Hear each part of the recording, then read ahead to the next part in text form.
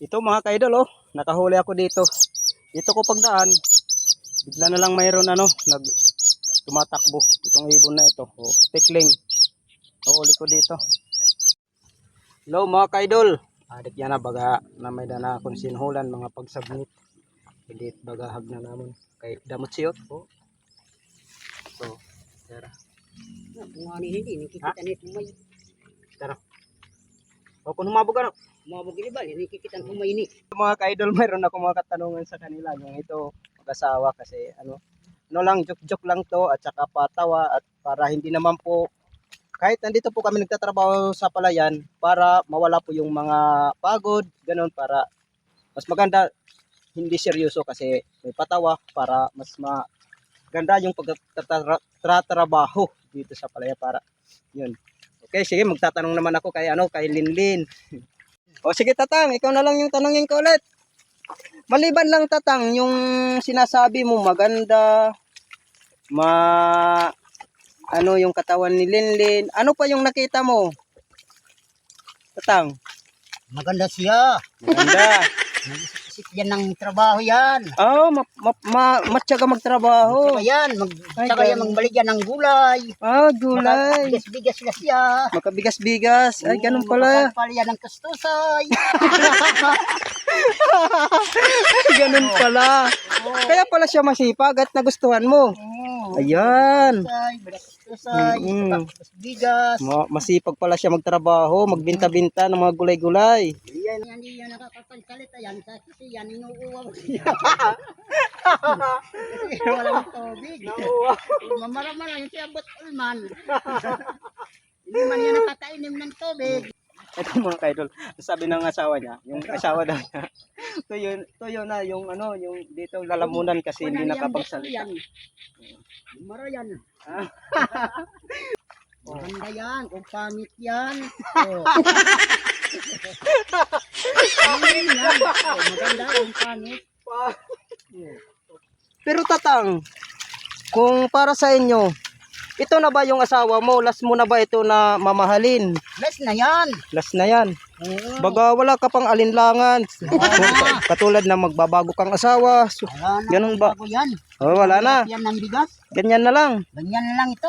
Magano ka na lang? Yung magtitis-tis ka na lang. Ilis na lang ang yan. Magtitis-tis. Magtitis ka na lang sa kanya, kagandahan. Ay, ganun pala. Sobra. Nakakaingit kayong dalawa. Pero wag mong Tatang bigyan ng cellphone. Baka magkaroon ng mga ka-textmate. Ganun-ganun. Siyempre naman, mahirap na ngayon. May mga asawa mo, tapos may cellphone siya, tapos ikaw wala. Wala. Paano yan? Paano kayo makakakontak? Kawawa naman siya po. Kawawa ka naman. Yung kanyang makakontak, mga iba-iba. Ganun. Tao. Yan. Alam ko naman si Linlin, siguro magkaroon ng cellphone, mayroong magtatanong sa kanya mga lalaki, sasabihin, mayroon ka bang asawa? Sasabihin niya, wala pa. Ay, wala Ano? Single na single. Kawawa ka naman yun eh. Kawawa ka naman. Ganon yung mangyayari yan. Basta wag mong bigyan ng cellphone. Dapat yun bigyan mo na lang yung bulo para makapagtanim-tanim pa.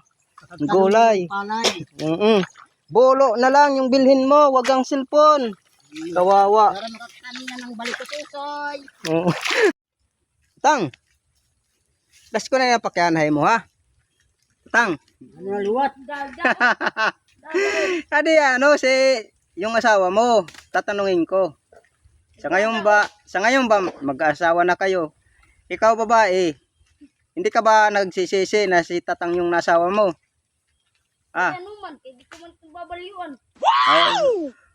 Sige. Pero hindi ka nagsisisi sa ngayon. Ere. Okay. Ikaw Tatang, hindi ka ba nagsisisi nga yung napangasawa mo, yan si Linlin? May balak ka ba Tatang pakasilan yung asawa mo? Mga pakasal-kasal yan na waray. Nani? Hindi. Kung nakakarinig yung asawa mo. Waray mga kasal-kasal na yan na panahon. Wala kang balak pakasilan siya. Waray. Ah, okay. Okay, tatanungin ko yung asawa mo. Linlin, magpapakasal ba kayo yung asawa mo? Taro, igutan hiya kaslon ko na lahiya. Pakasal. Ay, yun pala. Pero hindi ka nagsisisi yung nasawa mo si Tatang. Ay, pala nga. Ay, paka. Ikaw Tatang. 'Di ba sabi mo hindi mo gusto magpakasal yung sa asawa mo? Mahal mga kasal-kasal yan na. Oh, last ko na ito na tanong sa inyo, Tatang. Maray na, last na ha. Oh, isa na lang tanong ko. Anong isang na lang? Hindi ka ba nagsisisi nga napangasawa mo si Linlin? Yere. Bakit daw hindi ka nagsisisi? Wala. Inuulit ko Tatang. Hindi ka ba nagsisisi? Seryoso ka ba? Bahala ka sa buhay. Bahala ka. Basta manliwat. binabalaan kita. Bahala ka manliwat. Binabalaan kita Tatang. Bahala ka man. Ay, okay na lang mo. Ay. Si bahala ka do. Huwag kayong gaway mamaya. Baka sabihin niyo akong dahilan na.